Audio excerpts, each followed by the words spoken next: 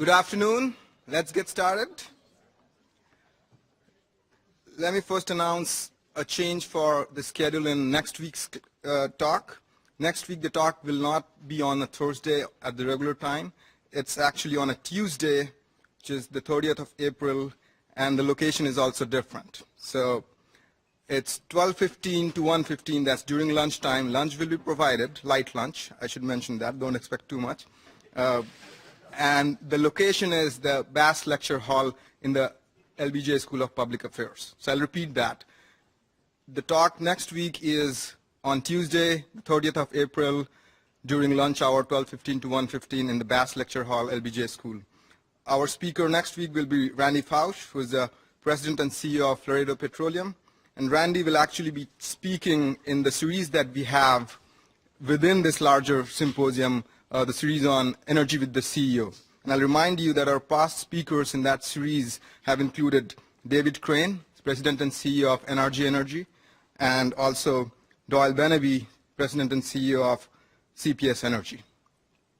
And Randy will talk on energy innovation and entrepreneurship. It gives me tremendous pleasure to introduce to you our speaker today, Dr. Ryan Weiser. Ryan is a staff scientist and deputy group leader in the electricity markets and policy group at Lawrence Berkeley National Lab. He leads and conducts research and analysis on renewable energy and basically all aspects of renewable energy, including policy analysis, infrastructure, technological aspects, grid integration, and you'll hear a lot of that. If you work on renewables, any aspect of it, I would be very surprised if you have not come across some research that Ryan has not done. His impact is really very wide and deep, and I keep getting surprised that, well, he should probably have spared this area at least. He really has made a huge impact. He has published over 350 journal articles, research reports, book chapters, and conference papers.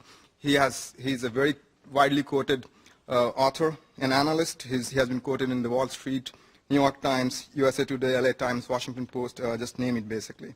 He has been featured in radio and broadcast news, and he's also offered invited testimony at the US Senate. He's widely consulted by several leading institutions, including the World Bank, the IEA, the Energy Foundation, and other leading energy institutions. When it comes to his education, it's really a great mix. He has a bachelor's degree in civil engineering from Stanford. That's where I went, so that's great. And his master's and PhD is, guess from where? I know. is from University of California, Berkeley, which is a great institution, but folks who go to Stanford know the dynamic. It's really very, very interesting. But he's a rare breed in that sense, who has went to both these schools. I should remind you that this event is co-sponsored by the Geological Energy and Environmental Leadership Organization, GELO. Thank you so much, guys. I see a big group there. Thank you so much for working with us to make this event happen and to invite Ryan over. So with that, I will leave the floor with Ryan. Thanks so much, Ryan. Thanks, Ryan. Well, thanks, Varun. Just to be really clear, I did go to Stanford as my undergrad, and so, my allegiances are very clear. I mean, I live in Berkeley, I work in Berkeley, I went to school in Berkeley, and I just hate Berkeley, actually. I mean, Stanford is definitely the place to go.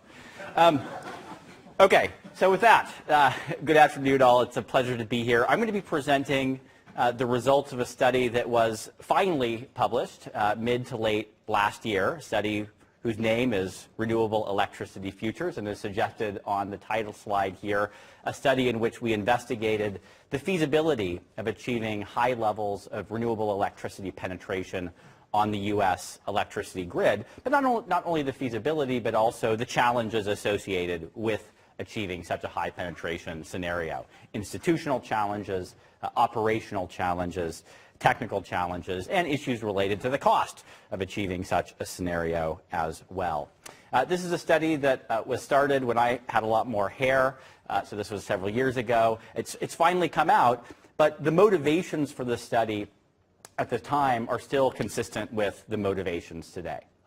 First, of course, there's growing concern about global climate change, the environmental implications of energy use, and price risk associated with fossil energy, of course. And then there's also a recognition that renewable energy could conceivably play a very significant role in meeting some of those concerns or addressing some of those concerns. So this first slide simply shows the cost of photovoltaics, the installed cost of photovoltaics in the U.S. over time. It's a busy graphic. A lot of the graphics I'm going to have are busy graphics. And if you pay no attention to the graphics and just listen to me, you'll probably get the gist of most of what I'm going to try to be covering today. But the bottom line here is that the price of PV for residential, commercial, and large-scale utility applications has declined dramatically, and those declines are anticipated to continue, certainly in the near future.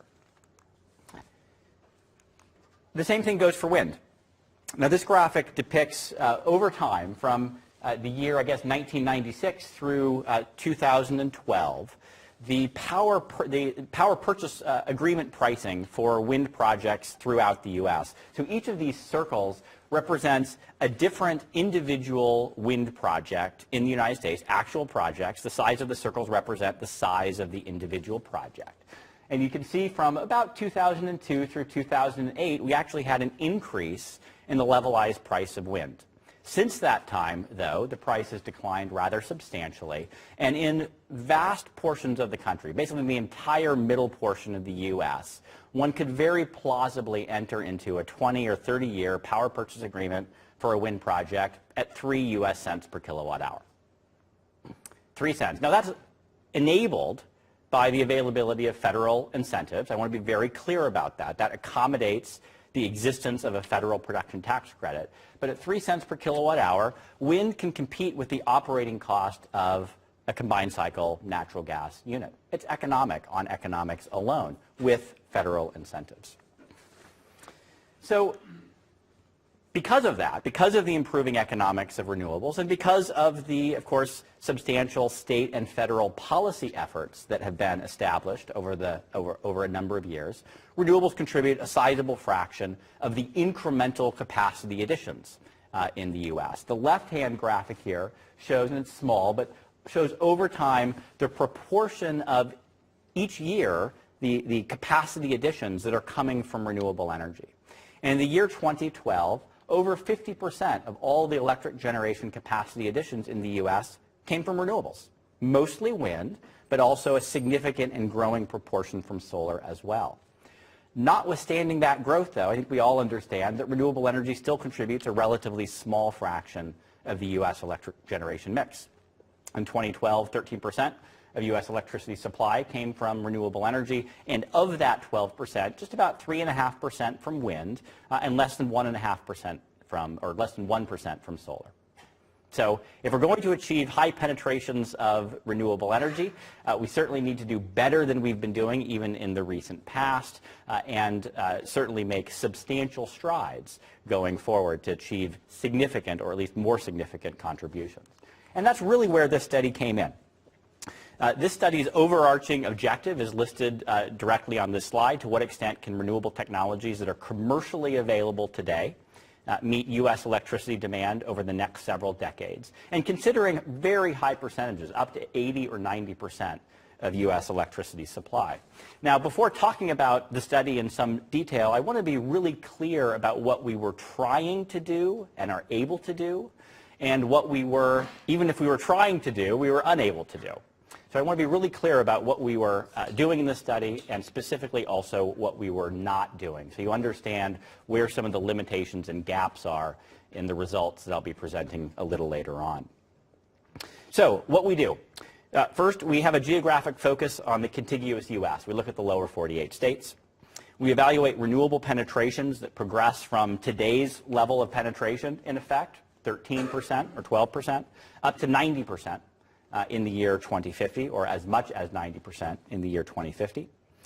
We explore the possible contributions of a large suite of commercially available renewable technologies in achieving those high percentage rates.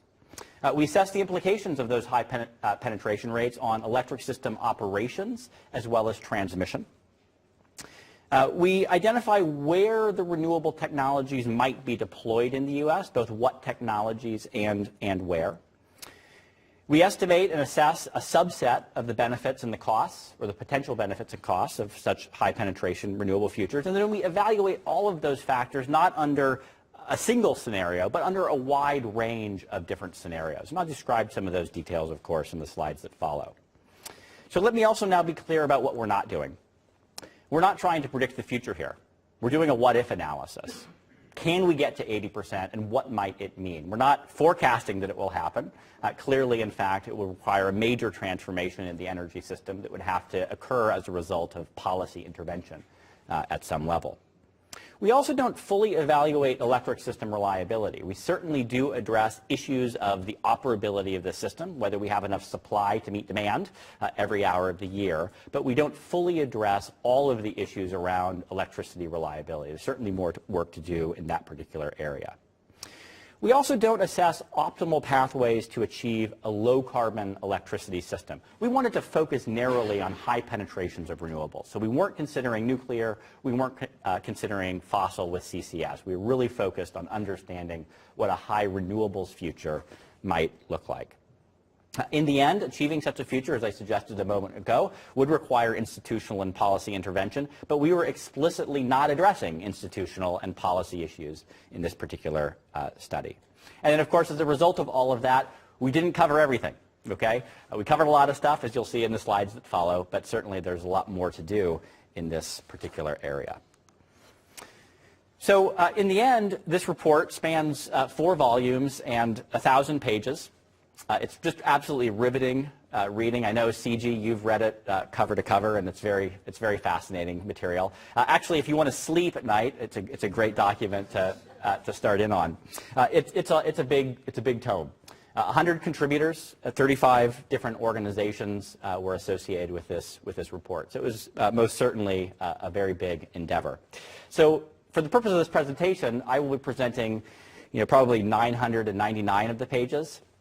Actually, that's not really true. I'll be trying to synthesize and summarize the results in a pretty condensed fashion. That said, a lot of the figures, as I mentioned before, are going to be pretty confusing, and I'm not necessarily going to try to walk you through how to read each and every figure. So forgive me for that before I launch into the meat here. Before I launch in, though, I'm going to put the cart before the horse a little bit and describe to you the findings at the highest level. And then hopefully that will situate you as we dig into the details in a little bit more depth, how those details are building up to these high-level conclusions or findings that emerge from the study. First, we find that commercially available renewable technologies, in combination with a more flexible electricity system, is more than adequate to meet an 80% renewable energy future. It's operationally feasible. On an hour-to-hour basis, demand and supply can be matched. We don't have to degrade the electric reliability of our system to meet a very high penetration future. But it's not easy. It's not easy because we need to dramatically increase the flexibility of our electricity system, both on the supply and demand side. That means a variety of things, including more flexible conventional generation, grid storage, new transmission, more responsive loads, and changes in power systems operations and institutions. Third, we find that there are multiple pathways. There's not just a single scenario that can get you to 80%. There are a variety of different technology combinations and geographies that could get you to an 80% renewables future. And then finally, we find that the direct incremental cost of such a future may not be insubstantial. It's not free in our base modeling. But at the same time, that incremental cost is comparable and consistent with other published cost estimates that have also sought similar levels of carbon emissions reductions. Okay, so those are the basic conclusions. So now let me back way up and talk a little bit about the methods and assumptions that went behind the study before then getting back into the key findings and presenting them in more depth.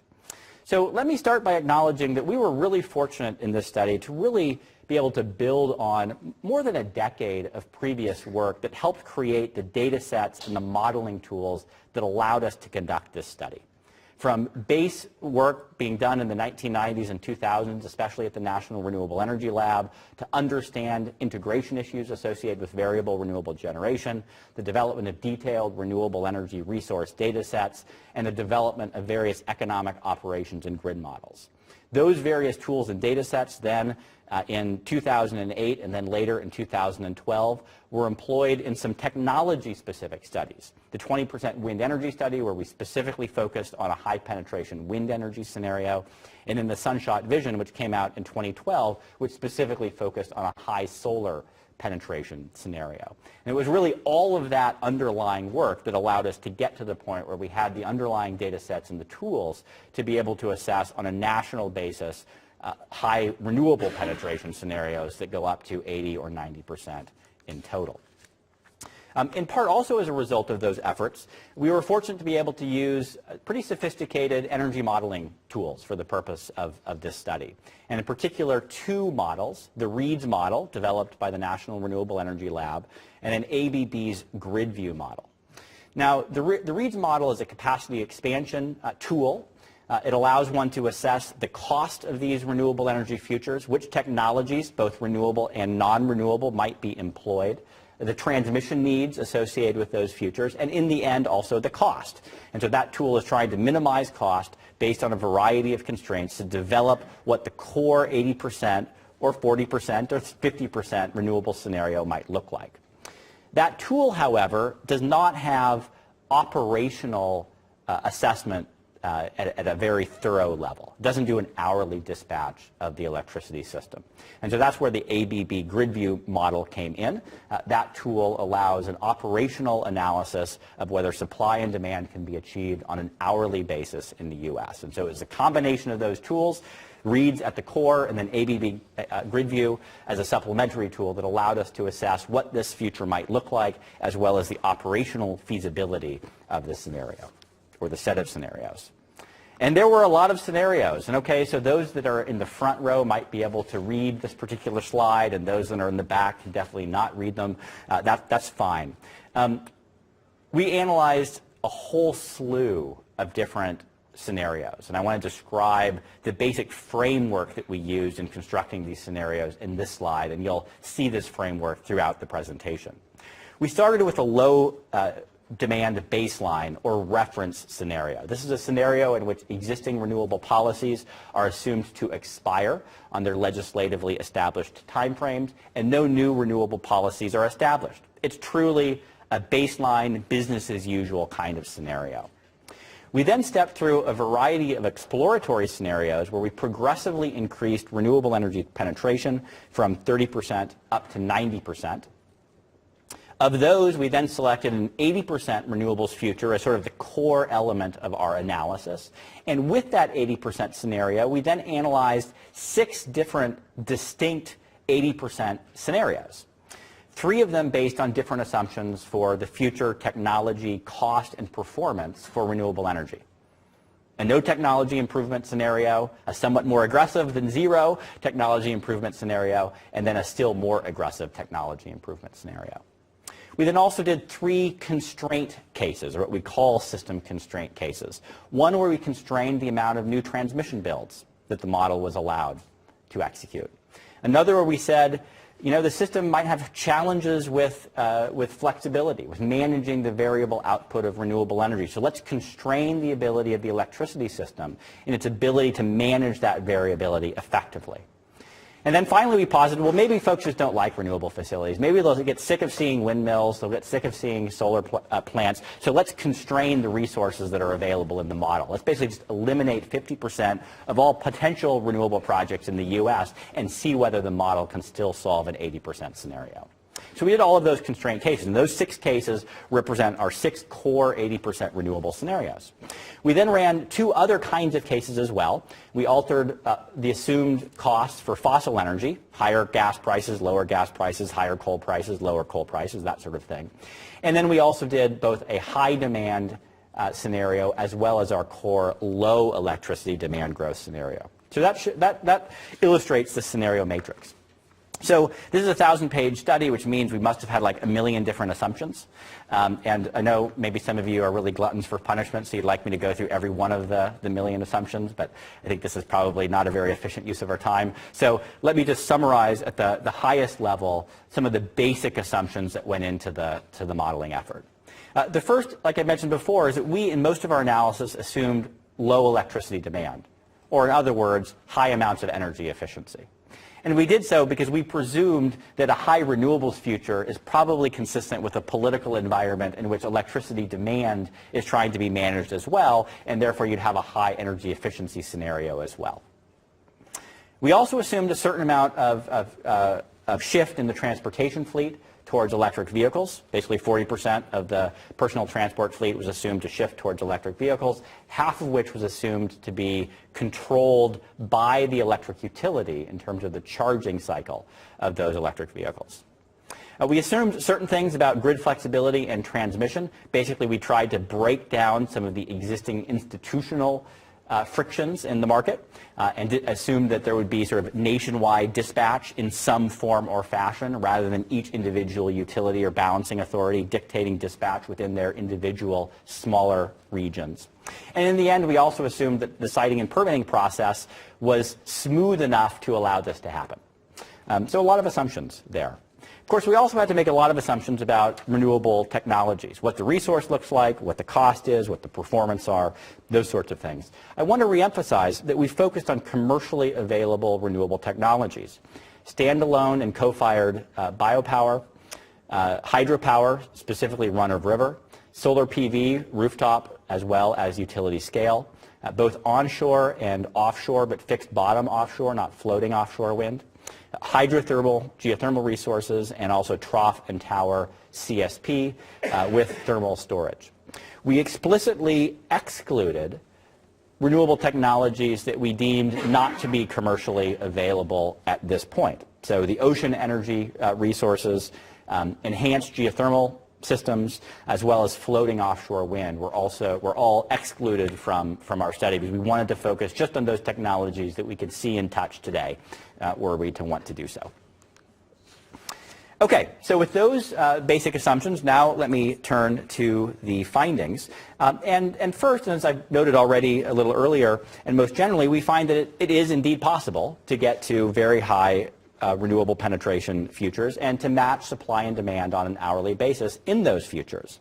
Though that's not to say that it's an easy endeavor. Indeed, it requires a rather substantial transformation of the way that the electric system would be planned and operated. So starting with a summary of how the nation's generation mix might change over time, these two figures both show the progression of electricity supply from different generation sources from the year 2010 through the year 2050. And to your left is the reference case or the baseline scenario, and to your right is one of the 6 80% core scenarios. And you can see, focusing on the left, firstly, that the baseline scenario really is a business as usual kind of world. A bit of nuclear capacity retires around 2030 to 2040 or so. That retirement is replaced with a bit of growth in natural gas and a little bit of growth in renewable energy supply as well. But in the year 2050, in that baseline scenario, the fundamental generation mix in the U.S. doesn't look that different than it does today. Contrast that with the figure on the right, which shows a dramatic increase in wind, a very substantial amount of solar, PV, and CSP, as well as reasonably significant growth in biomass, geothermal, and hydropower as well. And of course, not surprisingly, if you're going to grow all of those things to an 80% scenario, something has to drop to 20%. And of course, the stuff that drops to 20% is coal and nuclear to a certain extent, as well as natural gas. So you can see just a very different future in an 80% renewables future as it relates to the nation's electric generation mix. Now, we also looked at the geography of such a future, and in particular, what would have to be happening where as it relates to renewable energy supply. Now, again, this is not a figure that can easily be absorbed even after spending about 5 or 10 minutes on it, so I'm not going to seek to do that now. But suffice it to say that every region contributed to an 80% scenario. But the degree of contribution and the specific technologies that contribute vary by region. So not surprisingly, in the upper Midwest, and really throughout the entire Midwest, where there's an enormous wind resource, wind supply is very high. And a substantial fraction of that supply is then exported to other regions outside of the Midwest. Similarly, in the Southwest, solar is very strong. And solar in the Southwest, in fact, is then exported to regions outside of the Southwest. The Southeast does not have particularly good wind resources. It doesn't have extraordinary solar resources. It has some biomass, but it's resource constrained relative to some of the other regions. And so the Southeast certainly deploys a lot of biomass and other renewable technologies, but in the end, the Southeast is a net importer of renewable energy from regions where renewable resources are more strong. So we did emphasize these core 80% scenarios, but as I mentioned earlier, we actually did exploratory analysis going anywhere from the current state of the world, about 12% renewable energy, and progressively in 10% increments from 30% up to 90% renewable energy. And I wanted to say a few words about what those analyses found. And these two figures, again, whoops, I haven't progressed. These two figures show those particular scenarios. The figure in the upper left depicts the proportion of U.S. electricity supply in 2050 that comes from different technologies, renewable and non-renewable, as you progress from the baseline scenario up to the 90% scenario. And the figure in the lower right shows, again, the same progression, baseline scenario to 90% scenario, but rather than showing the proportion of overall electricity supply, it shows the amount of installed electric generation capacity in those various scenarios. And I want to emphasize two key points here. The first is, if you look at these graphs carefully, you'll see as you progress from 30% to 90% that there's a growing contribution of flexible energy sources. So consider CSP with thermal storage. CSP with thermal storage is simply not economically competitive on a levelized cost of energy basis with solar photovoltaics. Solar PV could beat the socks off of CSP on simple economics. And at low renewable penetrations, that's what the model finds. The model picks PV, the model does not pick CSP. Once you get up to 60%, 70, 80, and especially 90% renewable energy, the model is picking a heck of a lot of CSP with thermal storage because that thermal storage is highly valuable to the electricity system. So not surprisingly, as you go to these higher levels of penetration, the model is selecting the most flexible generation resources that it can. Another important point is that while coal and natural gas usage drop very substantially as you progress from the baseline scenario up to the 90% scenario, the amount of installed gas and coal capacity does not drop nearly to the same degree as coal and gas generation. And that's because that capacity is needed in reserve. There will be times of the year where solar output is zero. Nighttime would be a good example of this. And there'll be times of the year where wind output is very low as well, summertime oftentimes. And so you need a lot of spare capacity. You might not operate it very much, but it needs to be there in those odd hours where solar and wind aren't available to the system.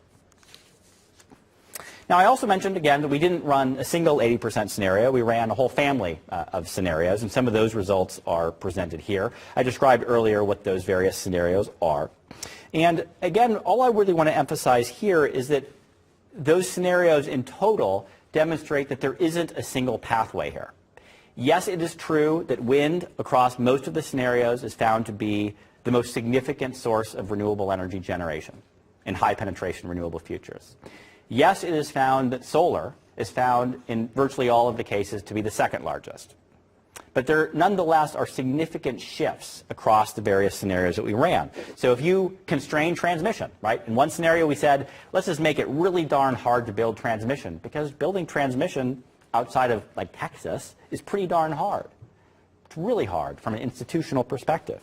And if you impose that sort of constraint in the model, what we found is greater use of local PV, greater use of offshore wind located near load centers, less reliance on onshore wind, which is often quite a distance from load centers. So the model treats that adequately and in the end develops a scenario that can still achieve that high penetration renewable future.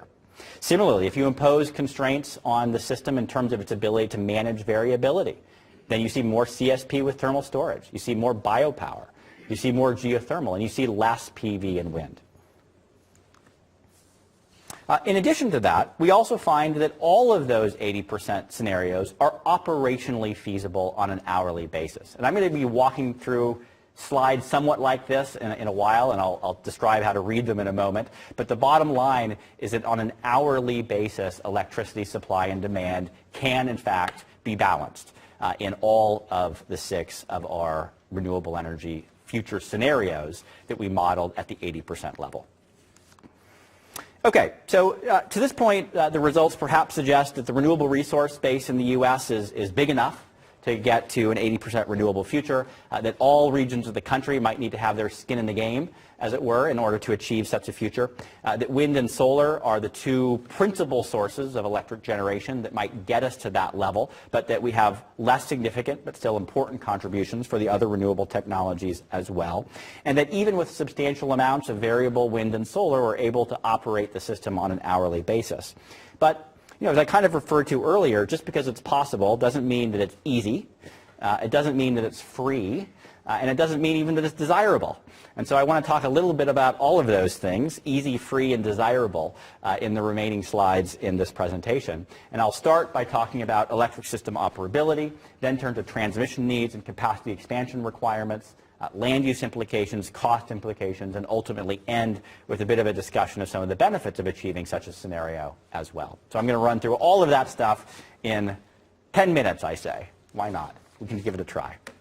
So starting with electric system operations and managing the variability of wind and solar, it's very clear from the detailed results of the study that an electric system with an 80% renewable energy mix would need to be explicitly designed and operated for greater flexibility. And that greater flexibility could be achieved through a whole slew of different technical and institutional options, many of which are listed on this particular slide, and which I won't bore you with in going over them in detail. But what I do want to do is focus on the operating and planning challenges associated with 2 particular times of the year: a summer afternoon peak period and a lower demand springtime period. And in the next 2 slides, I hope to illustrate some of the planning and operational challenges associated with those 2 different kinds of time periods. So let's start with the summer afternoon peak. And let me start by describing what these charts show, especially the one on your right, the lower right. So that's basically hourly demand and supply for a 4-day period in the month of July. This 4-day period happens to be a period in which peak demand over the course of the year in the year 2050 occurs. And so this shows how electricity supply is managed and how it manages to meet hourly demand in that summer period over that 4-day time frame. And I don't want to walk you through this in any detail, but suffice to say that that particular picture, it doesn't look a whole lot different than the way we operate our system today. Sure, we have a lot of renewables here. Don't get me wrong. It looks very different from that perspective. But in the end, nuclear energy, geothermal, biopower, and coal are all operated in baseload mode. They're operating 24/7. They're varying a little bit on an hour-to-hour basis, but they're largely operating as baseload 24/7 plants. Natural gas is being used to meet peak demand and also to meet shortfalls in renewable energy supply, and all of that is operating around the renewable supply that's available on the system. The big challenge during the summer afternoon is ensuring that you have enough electric generation capacity to meet those hours where solar is low or 0 and wind is low. That ends up being the challenge in the summertime. It's not so much the hourly operability of the system. That doesn't look so much different than it does today. But maintaining a whole bunch of electric generation capacity that you're going to operate very infrequently and figuring out how to compensate that generation to be there in reserve ends up being the most significant challenge during this summertime period. Contrast that to spring, April. This is April 27th to April 30th, same year, 2050. And here you begin to see the very substantial operational challenges that might exist in a high penetration scenario. In this scenario, you've got adequate capacity to manage demand in the peak, right? You built all that capacity to meet the summer peak, and so you certainly still have it around for your springtime period. But you see here that we have lower load and very substantial renewable energy supply. And managing the hour-to-hour balance in that scenario is quite challenging. It involves ramping your coal plants up and down over the weekend, on and off, hour-to-hour, on and off, a lot of ramping. It involves a substantial amount of electrical storage as well as demand response. And it also involves a sizable amount of curtailment of renewable energy, basically spilling renewables. Renewables are there, they're free, but we've got too much of them. We don't have enough demand to absorb them. And so that all the gray stuff on the top end of this chart, those peaks that are in gray, that represents solar, wind, and hydropower that is simply spilled and not used. It's curtailed. So pretty substantial operational challenges in that scenario. Okay, let me progress rapidly here through the remainder. There are also additional transmission constraints. I think we can all certainly appreciate the fact that wind and solar, well, they are where they are. And the best wind resources are oftentimes located in areas where electricity load and people are not. And so we need more transmission infrastructure in an 80% renewable scenario than we otherwise would. And that scenario typically involves building transmission from the central part of the country and the southwestern part of the country where wind and solar are most vigorous, and exporting that generation towards the coastlines where electricity load is significant. Now, in the end, we found that the incremental cost of that transmission doesn't appear to be that burdensome, and that's in large measure because transmission is relatively inexpensive. However, let me not diminish the very significant institutional challenges associated with building out that much transmission. It's hard to build transmission in some of these regions, and it would be hard to build this amount of transmission. Equally, if not perhaps more daunting, and really not surprising at all, if you're going to achieve an 80% renewables future, you need to build a lot of renewable projects. I mean, this is pretty obvious. But to give you a frame of reference here, last year, the U.S. built 17 gigawatts of renewable projects, 13 gigawatts from wind, a little over 3 gigawatts from solar, and a handful of projects from biomass and geothermal and to some extent hydro, mostly wind and solar, 17 gigawatts. Highest year ever. Every previous year was around 12 gigawatts or less.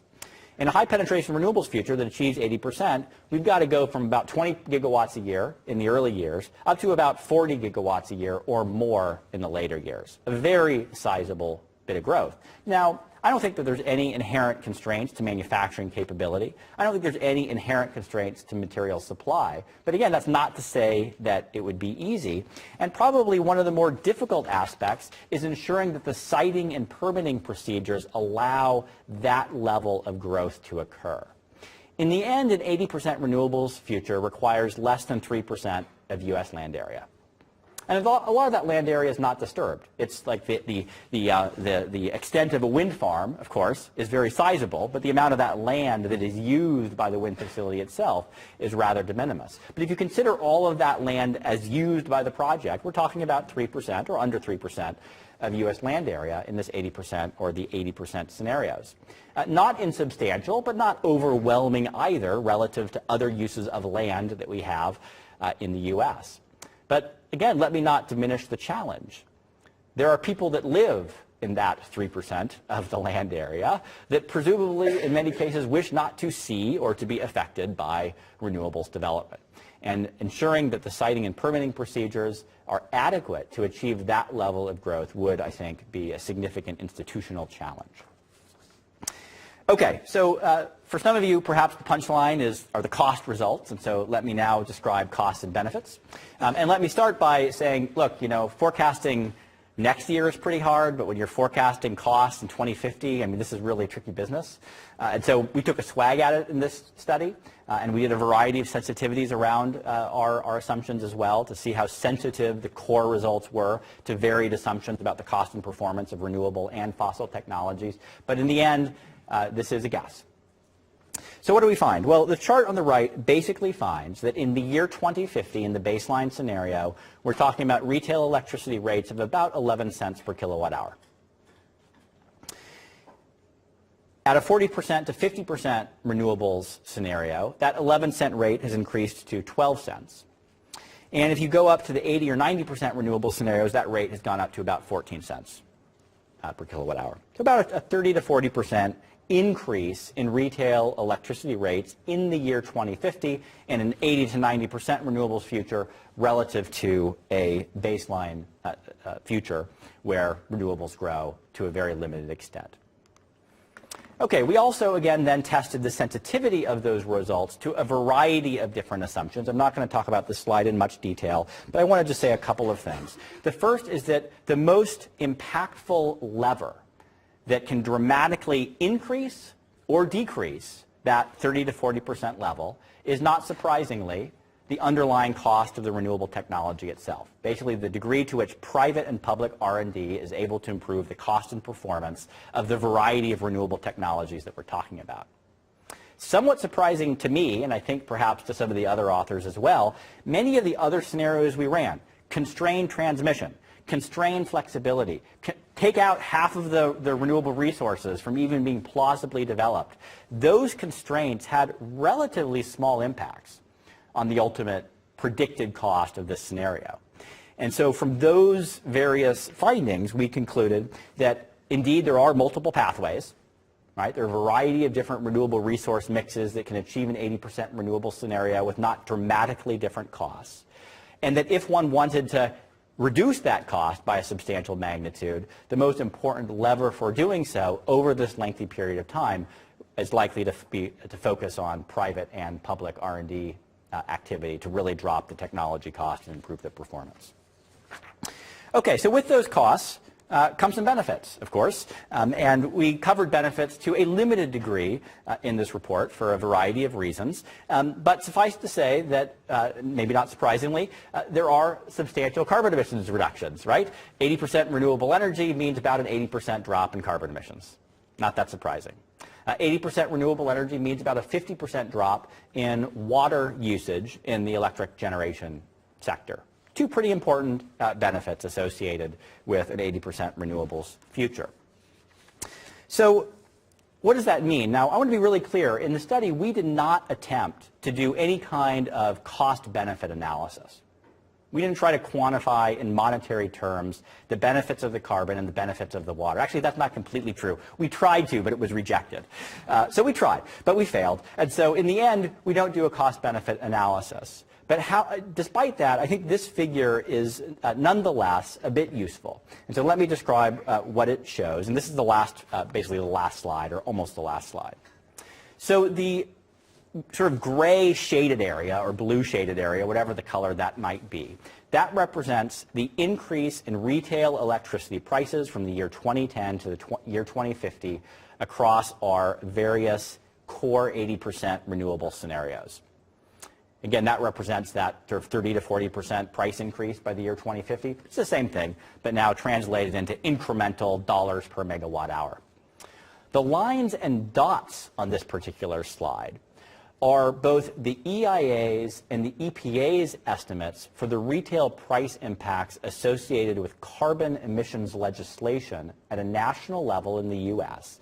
that achieve carbon emissions reductions that are very similar to the 80% carbon emissions reductions that we find in our 80% renewable scenario.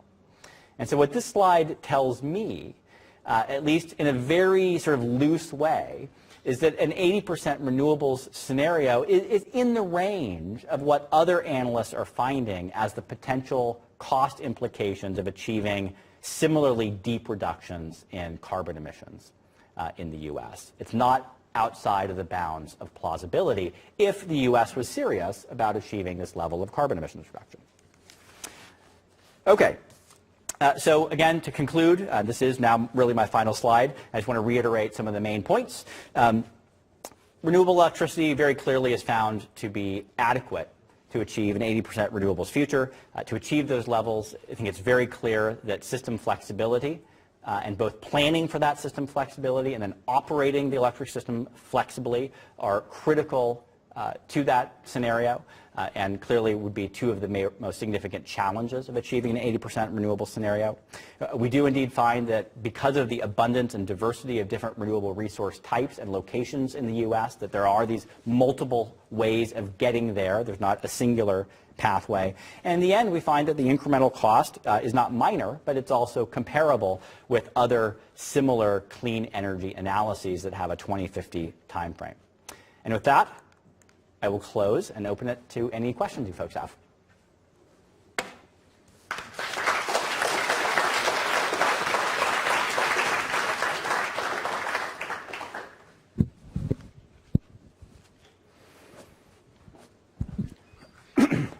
Thank you for joining us. Excellent presentation. We appreciate it. All the good work. Just a couple of questions. What were your assumptions as far as the price inputs for storage? You know, was it getting well below $250 a kilowatt hour by then?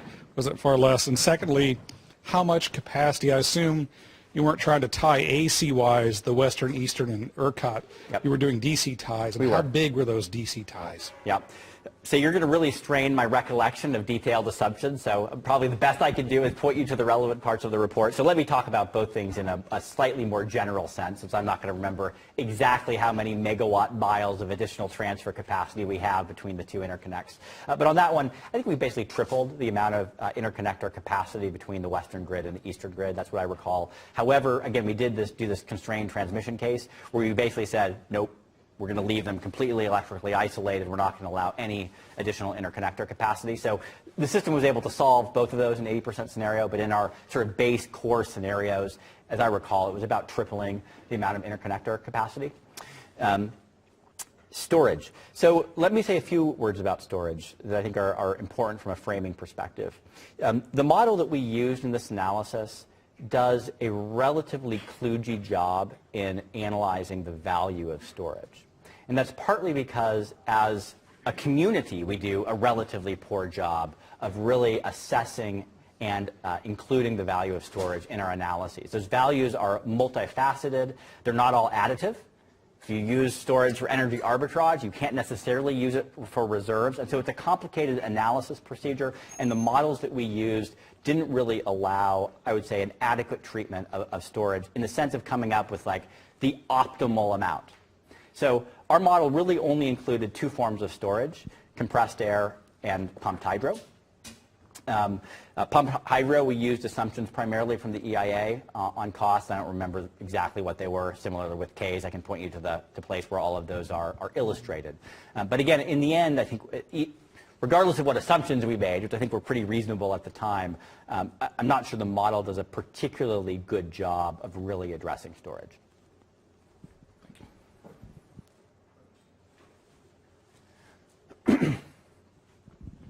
Hi, thank you for speaking to us.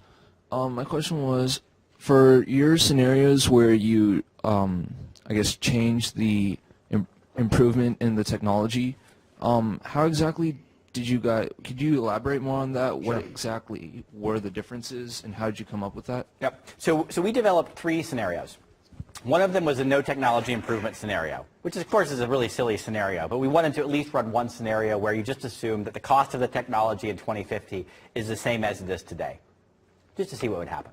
And then we developed two other scenarios. Initially, when we started doing this study, we wanted to have a pretty conservative base case. And we wanted to have a pretty conservative base case because we wanted to demonstrate to ourselves and to a broader community that even making relatively conservative assumptions, that this might be plausible if that was what we were going to find.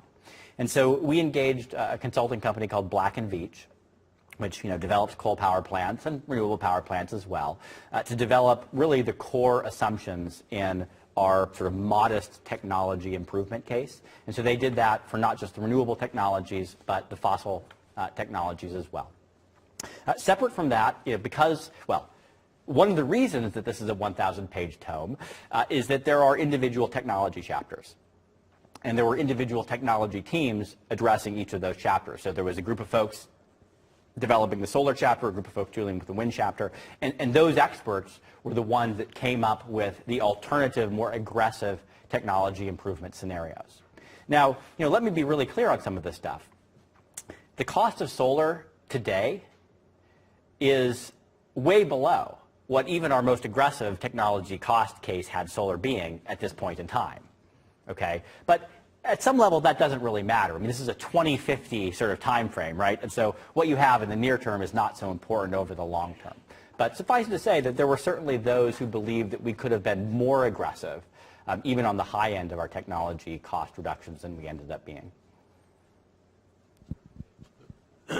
I had just a couple of questions. I was curious as to why you had nuclear declining over time, or at least declining as their portion of the pie, and not considering it as a renewable option.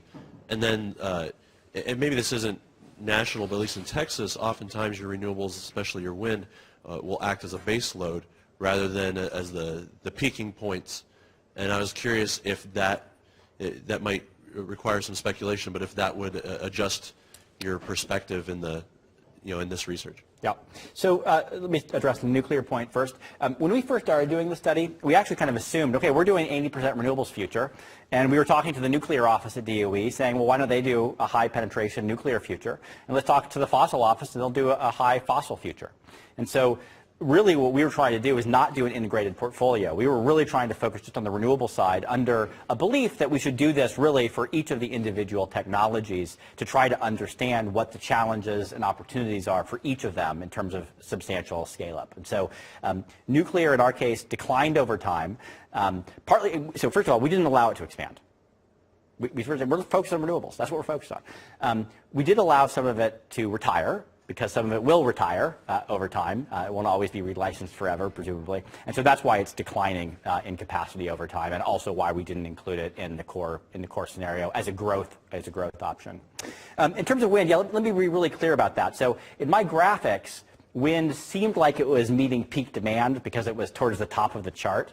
But you're absolutely right. It's not serving that function. Right? You're not dispatching wind on an hourly basis. Now, you are to some extent because you can curtail the wind, but you can't increase its production if the wind isn't there. And so even though we were showing it as being sort of a peaking resource, it's just floating up there. And natural gas, which is also a peaking resource, is basically ramping up and down to make sure that aggregate demand is being met. But in really all cases, I mean, I wouldn't call it a baseload resource because it's not a 24/7 type of resource, but it's operating in the same way in that the other flexible generation resources have to operate around it, basically. Yeah, exactly. Yeah.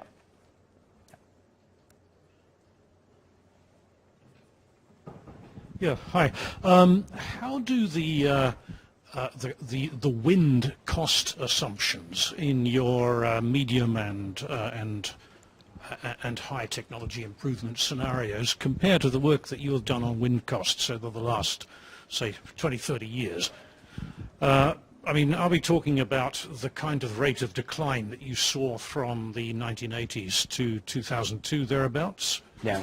No, I mean, we really, for the wind cost, we tried to be pretty conservative. I mean, wind is a relatively mature technology, right? It's been around for a long time. I don't want to suggest that there aren't improvements. Indeed, the improvements that have happened just over the last 5 years in larger rotors and taller towers have been really rather extraordinary in opening up vast proportions of lower wind speed sites in the U.S. But it's not like solar. It's not as early in its technology maturation cycle. And so we did assume some level of cost reduction. In fact, we assumed, as I recall, about 10% reduction in the capital cost of wind projects over that time frame. As an aside, we've already achieved that a couple years out. We made the assumptions 2 years ago, basically. We've already achieved it now. And so that was a reasonably conservative assumption. And then we did make assumptions about performance improvement as well. But the combination of those two things together, cost improvement and performance improvement, are well below the rate of technological improvement that we have, in fact, observed over the last 30-year time frame.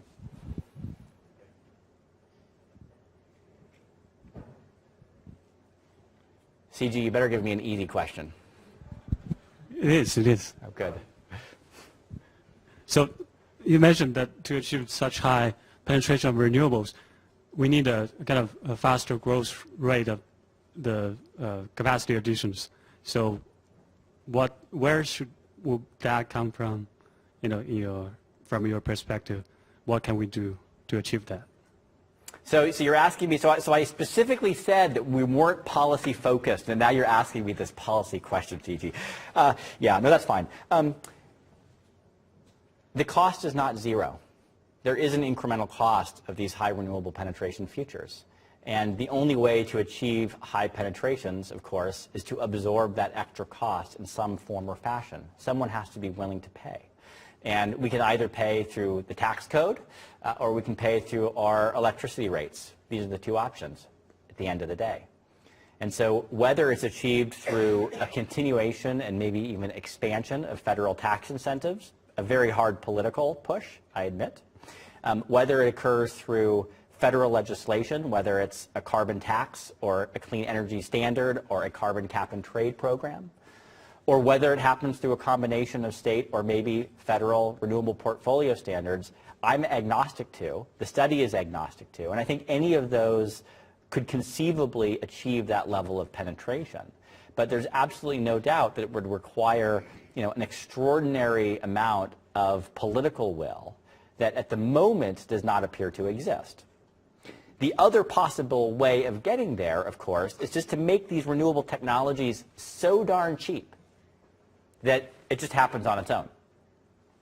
I don't think that's going to happen. And so I believe that the policy side still has to be a big part of the mix. I might be wrong, but I think the policy side is going to have to be a big part of the mix.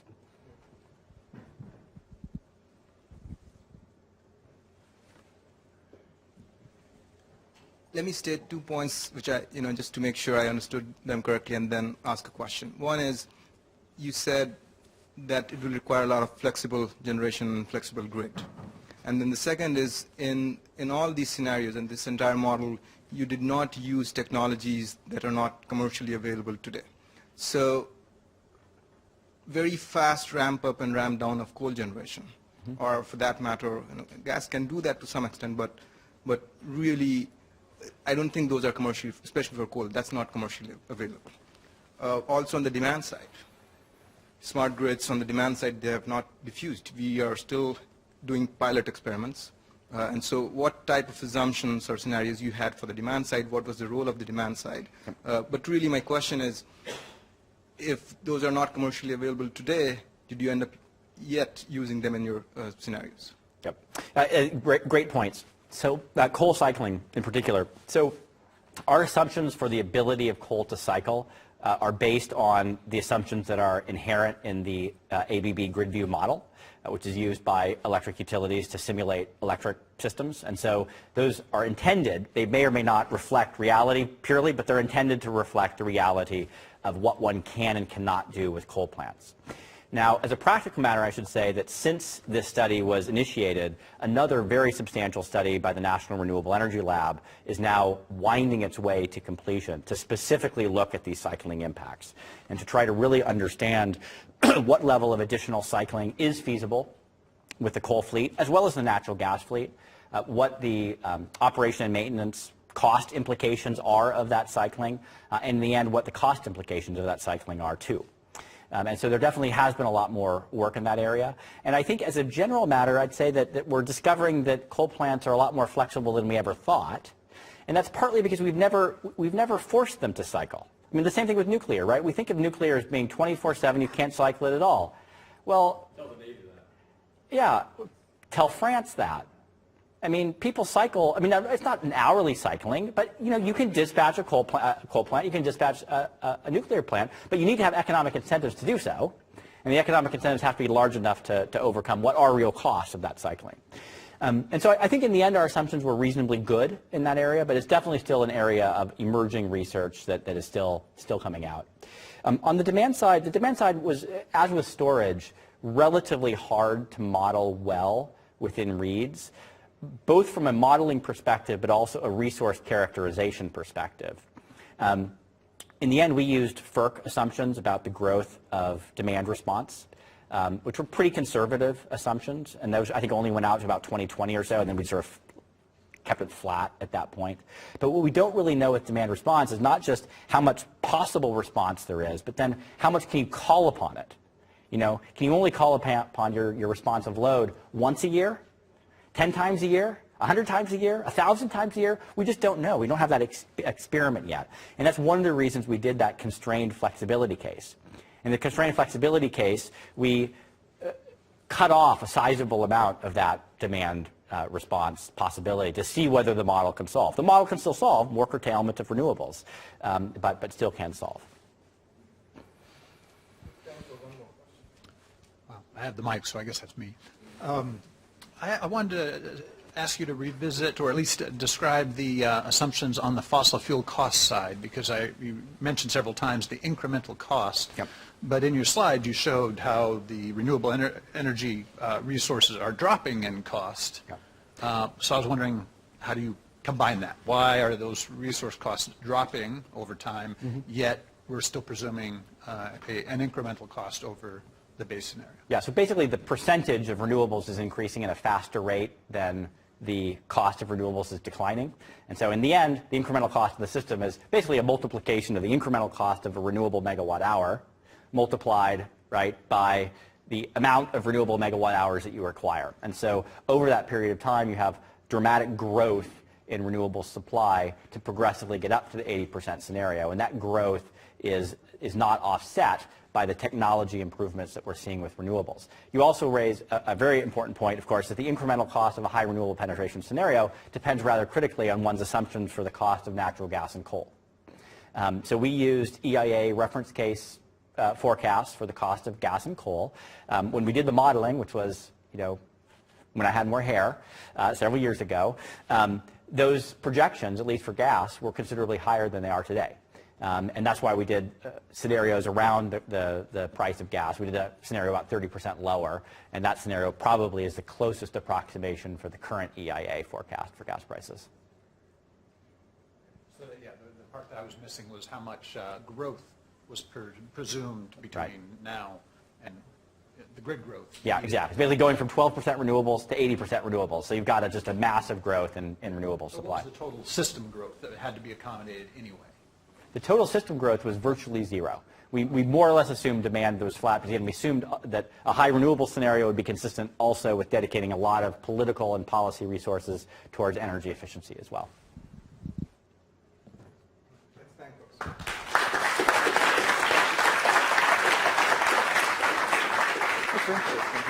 Sure, no problem.